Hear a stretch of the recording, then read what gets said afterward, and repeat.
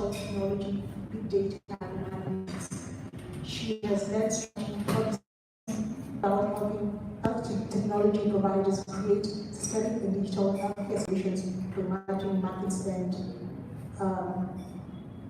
progress the UN Sustainability Development Goals. She serves on the Kenya Board of Young Women Social Entrepreneurs, an international community that equips women entrepreneurs through business skills training and networking. She's a member of Women in Tech Africa community and has been actively involved in the Women in Technology community in Europe. She enjoys the performing arts, and she is a medical doctor with an international MBA and MS Business Analytics and Big Data from IB Business School. So I'll just welcome Dr. Murage. Let's welcome.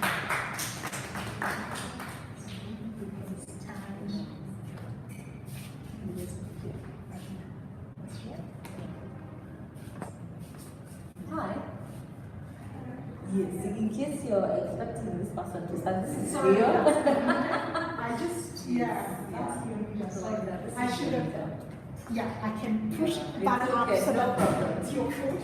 Levina is actually an alumni from IE as well. So it's a bit sad that she couldn't make it, but she has an amazing story. Yes, I think I like to just put my story in a nutshell in the intro. But this is how we're going to do this. I prefer Q&A much more than just monologuing. So we'll just do a quick overview of what my journey has been like. And then we can do a Q&A session. Does that make more sense? Yes, I'd prefer you ask questions and then I listen and you can steer the discussion in the way that you like. I'm not a coder, that is not my first area of training, but technology is a huge area of interest for me. Medical doctor was a place I started with, but started dabbling with tech before that. But that's more at a strategic level in terms of what can we do in terms of incorporating information systems and using data. Because when it comes to healthcare, this thing we like calling informed decision making. Especially in healthcare as such, we need to get your informed consent, informed decision making. What does being informed mean? It means that you have the correct information and you grasp it well. So it means even just how you share the data, what kind of data you share, is it correct, is it timely, is it the truth, or are they fake news in that sense? So for me, just that technology is everywhere.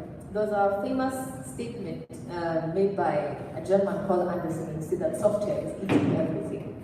And it has eaten all professions in the sense that you cannot ignore technology in one way or another. And to be very specific, computing and even software technology in that sense. So from there, from the actual practice, the day-to-day seeing my patients, my place of practice was outside Nairobi, the really far-flung areas. And I think just being face-to-face with resource shortages, I discovered one of the most useful tools I had was my mobile phone. So even coordinating people, especially with referrals, because we didn't have as many resources, just getting people to care on time, calling your team together, and even things like even blood. So that simple gadget, I'm an ardent believer of what mobile technology can do in terms of healthcare access. So people have tried interesting things with M-Pesa and what mobile tech can do for financing, but it's interesting to see that healthcare is catching up. We're usually accused as being the last people to adopt any kind of technology, right from the medical records that we had to take, even from payments, like we just started the HIF payments the other day through M-Pesa, but I'm really glad to just see that more and more people in healthcare, and I'm not just talking about medicine per se, because healthcare is really broad, are adopting healthcare more and more. So apart from the clinical practice, I was in a startup, so just helped set a startup up, founded mostly by medics who were not really moved by the entire bit of clinical practice. For them from the beginning, they wanted to combine tech and healthcare. I went to med school to learn how the system works, but their interest was mostly how do you build technology solutions for the market. So I was there for a while. I was also in a bit of public health, so a lot of the north of the country, getting to see how you're able to coordinate even financing. So healthcare, like any other industry, stands on two pillars. Who's paying for it, and how is that information flowing? So if you're going to be able to actually pay for healthcare, and be able to give more resources, such that it's not just a public health interest anymore, that it's a private sector health, that it's a you and me health, the way M-Pesa has come on. I like to use it because it's a very common example for us, we can relate. The way banking has come to our homes, then the vision is to try to see whether we can bring healthcare, even responsibility to our homes. Let me just ask a good question. How many guys are over 18 in this room? How many guys have NHIF cards? How many guys pay their monthly rates? Not the one on my employer, and I've never even checked whether they actually deliver the money. How many people are actually keen on making sure that your NHIF payments arrive? See, the numbers have gone dwindling. So the thing is, we need to be concerned, because most people think about your health insurance when you're sick. I want us to get the point that you're actually concerned about your healthcare. What can you do not to get to the point where you're sick? Well, we are not what I call fat, thin people. We are really slender, but we eat so badly, our cholesterol is through the roof.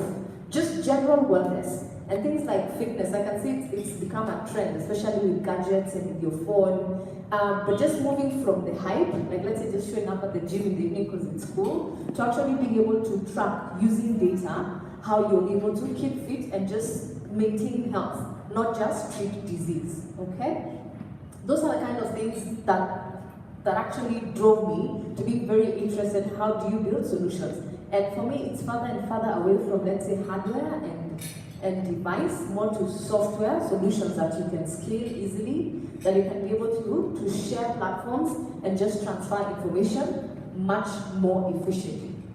So then I was at this startup for a while, and I was at IE, that's in Madrid, for a bit. I was really, really excited about their entrepreneurship and just how they've been able to throw out their tentacles into different sectors and just drop that in. So I was there for a bit. Now I'm at a place called Philips, and that's the Africa R&D team. And what we do there, because they've really focused from the bulbs and the electronics and the many things you know them for, to just being purely in health tech. And not just the equipment, but even digital solutions. So the whole industry, even at a national level, even at a county level, I was part of the team that did the initial sustainable development partnership platform in healthcare earlier this year, where you had different sectors from government, from private, from different countries just come and decide what we want to be able to do with healthcare and data and all those things. And it's very interesting to hear that people are more aware about what you can do in terms of technology and healthcare. So that's what keeps me happy. How can we be able to leverage technology to make us at least follow up on our health, not just when we get sick, but from home to when you get to the hospital, when you leave the hospital, and even in aftercare. More of us are living for longer. So, I mean, we have even parents who are at home. They don't, when we get sick, that does not mean your quality of life has to go down. But then for us, in our setting, we have to start from the basics. Who's going to pay for it? How much are the drugs going to cost? You know, how do you even do referral? And a lot of those decisions are based on facts that would actually be better enhanced if you had more data. And how do you get data? We start with our phones, we start with our systems, and people actually give you the correct data. Yes, that's what I do. So I'll throw it out maybe to the audience, ask questions. It works better for me. Then we can pick up the conversation from there. Yeah, questions. Yes. Hi, thank you for a quite interesting introduction about yourself and your journey in healthcare. So my question is, yes, we have this access to data, but then are we aware about security issues that would be revolving around that? Because maybe, we have like Jubilee, the insurance companies, they might have access to your data, and then maybe increase your premiums. So how are we going to control that?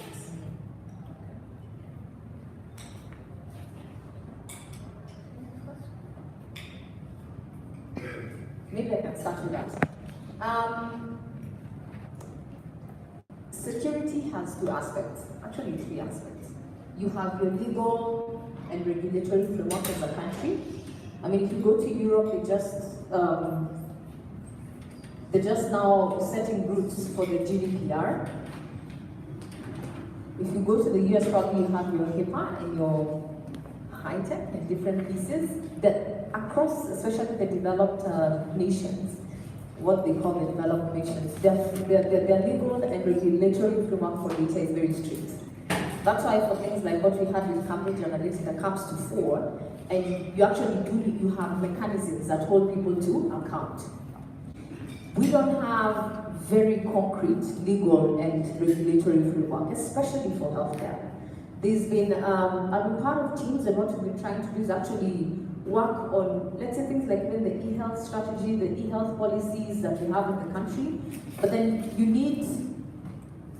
can have a bulldog, but you need a bulldog that bites. And the teeth comes mostly from the legal framework. So then if we use your data in an unauthorized, in a way that's not authorized, then there needs to be consequences. So that framework is not as tight. I know currently we have the Kenya Data Protection Bill that's in Parliament. Most I think wasn't from the Senate bit. And the idea, but it's very broad. It's not very specific for healthcare, it's very broad.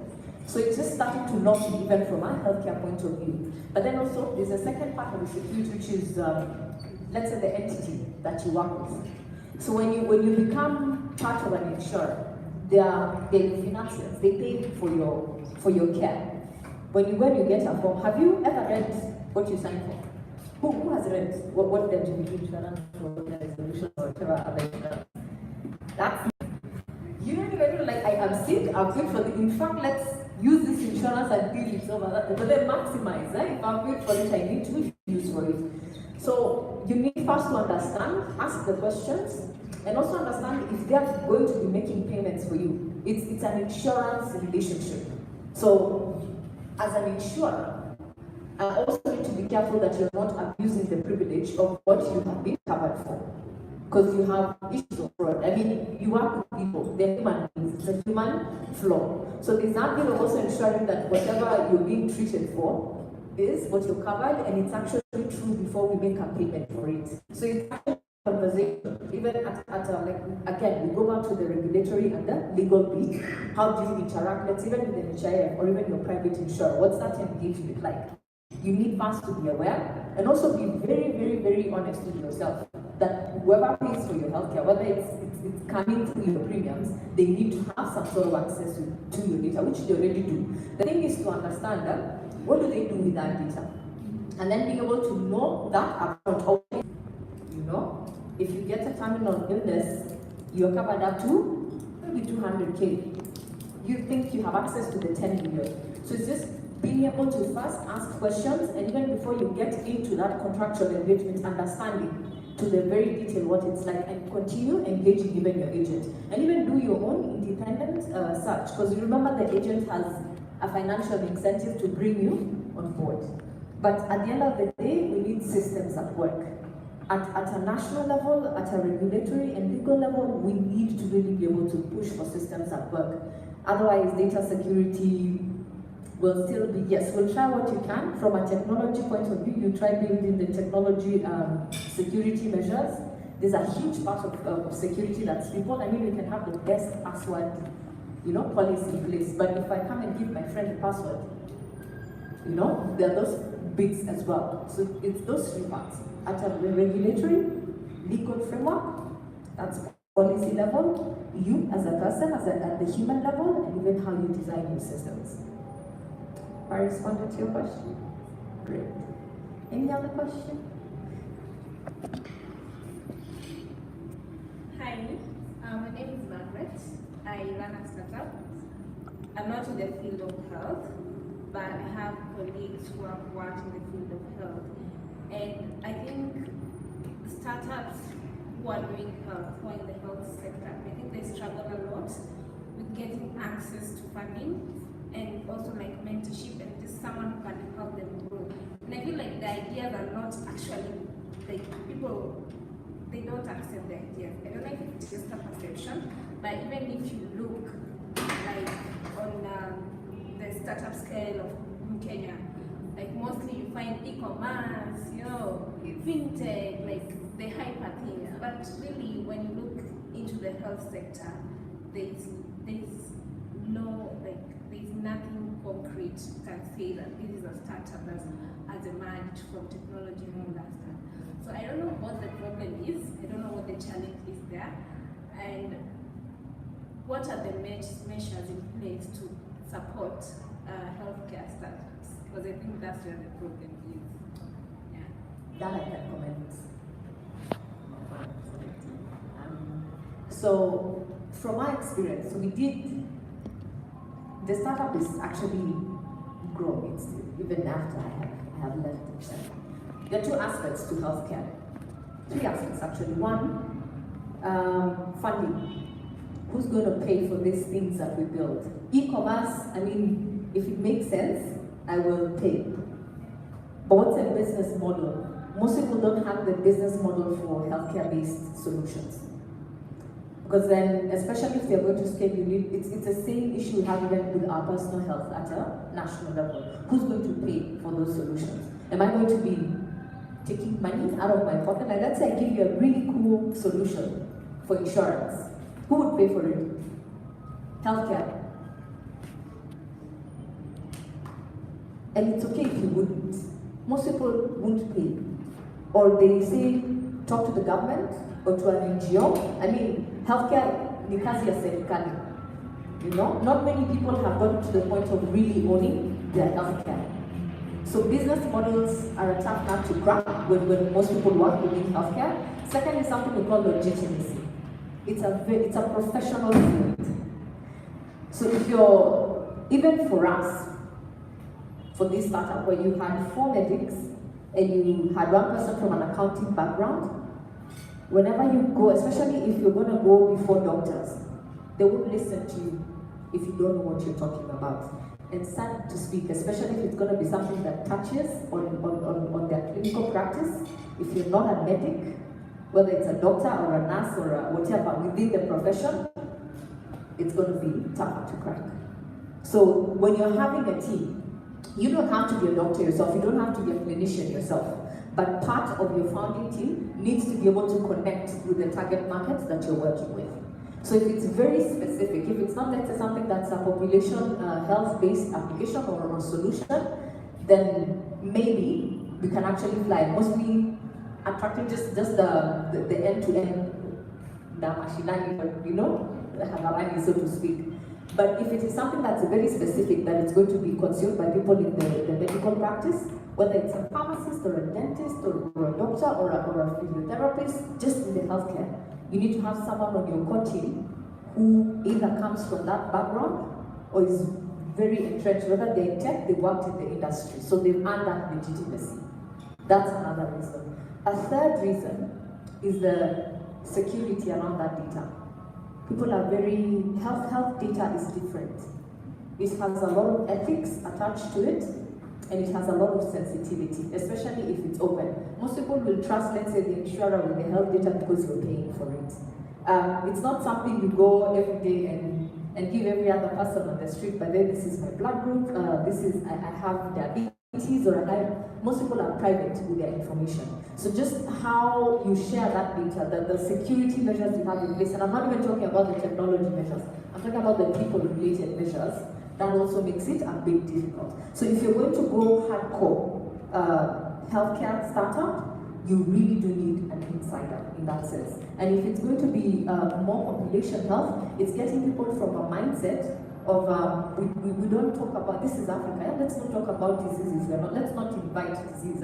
It's like trying to go say maybe you have a solution for funeral homes, like who talks about death, but it actually solves a need. So it's just the culture aspect to it, and especially the legitimacy within professions. It's the same thing if you're going to do architecture It's in healthcare, medicine, it's in architecture, it's in law, very old engineering, a bit of very old school.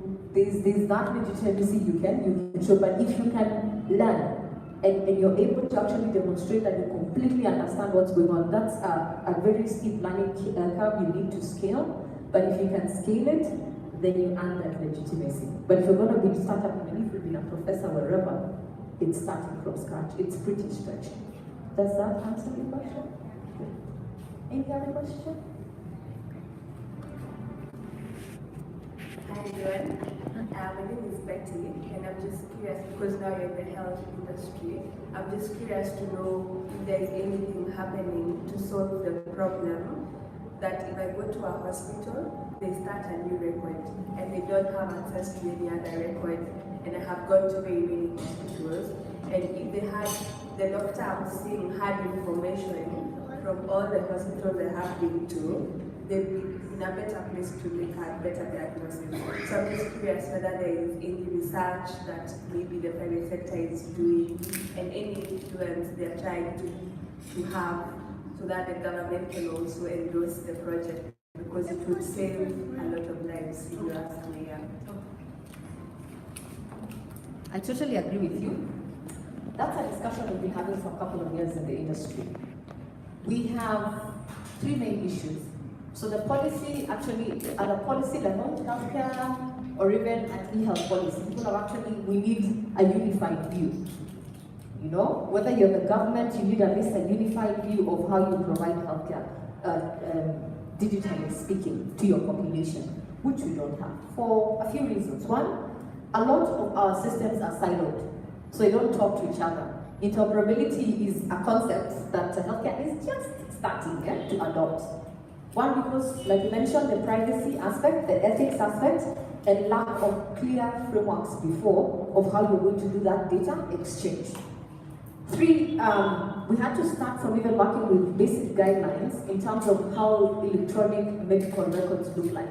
Because for a very long time, a lot of our healthcare data capture was very manual. That's why you find right on the file with handwriting. You never understand it, and maybe I think unless you understand how to read that nasty handwriting right with, and just move it to automated now. But even for the systems that we have, one, we didn't have guidelines in terms of the kind of EMR. EMR being the electronic medical records that we set up in our hospitals. So we have that. We started with that, but again, the legal and regulatory framework to enforce it.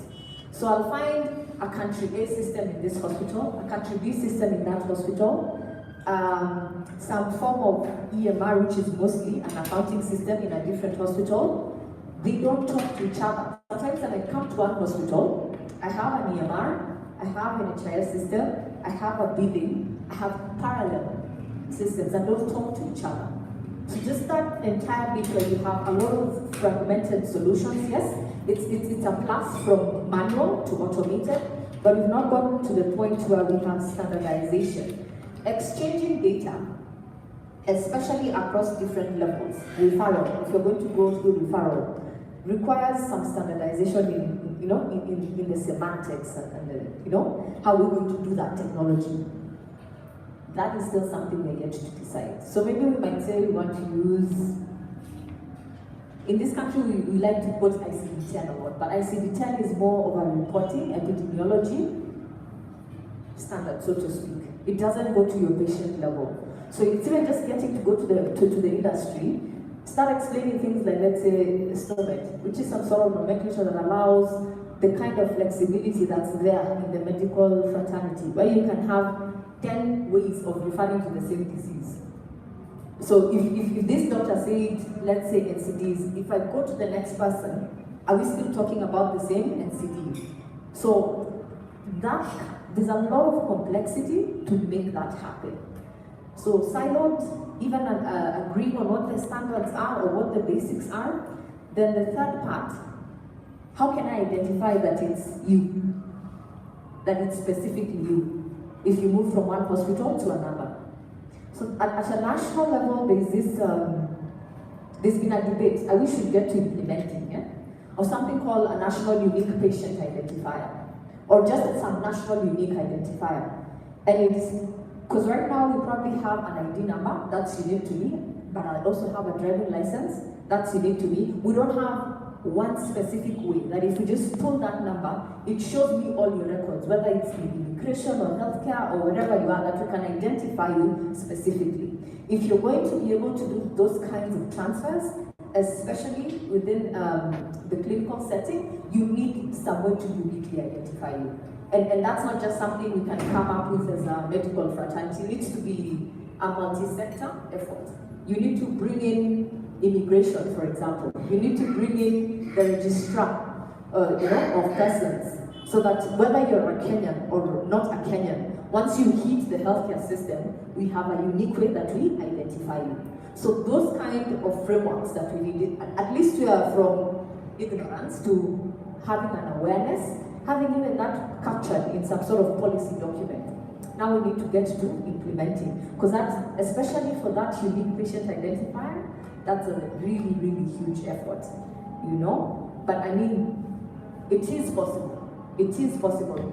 If we look at a country like, let's say, Estonia or the Netherlands, for example, people who've really been serious about what we call the health information exchange, just being able to set that up, the legal and regulatory frameworks are really strong, and then at the technology level, we can be able to follow you through. But it's not just in healthcare, it's across different sectors. Yeah. Something that maybe what happens in the FBI, we just put your number again. But hopefully you're not on the system for the wrong thing, yeah? But yes, I hear you. Because we'd like even to get to a place where you have your own personal health record. You don't have to be sick to see what you have, or you even have ownership. If I want to move to a different provider, I just go. But of course, there's also the interest of how systems work. Whose interest would you be touching if you have that kind of freedom? But then I think there's more benefit, there's more pros and cons if we allow that. But yes, those are the kinds of hurdles we'll be having. But it's possible if we can solve that. Hi. It's just a comment actually. My name is Lorraine. I came in when you were talking. Just to comment on her question, I recently came across what being done by Microsoft and a consultancy firm I know of. They are trying to develop what you're talking about. A unified system that works with a card, a Murage card, I think. So when you insert that card in any of the hospitals that is under the system, they can access all your records, history, your records from the past. So the first launch of the system, they are coming up with a card now. I don't know how far they are, but I just wanted to say it's already out there. I think people are already thinking about it, and it will be so nice to see it after that. Yeah. I'm aware of the Microsoft bit, but then just to tie it to her bit, even if Microsoft set it up, would it be a Microsoft ecosystem? Yes, you can connect, but is it a Microsoft ecosystem? Can you get to a level higher whereby it's not just a Microsoft ecosystem or company X ecosystem, but it's a Kenyan ecosystem, and different people can be able to plug into it? Then you come to the question, who owns the data? Who owns the platform?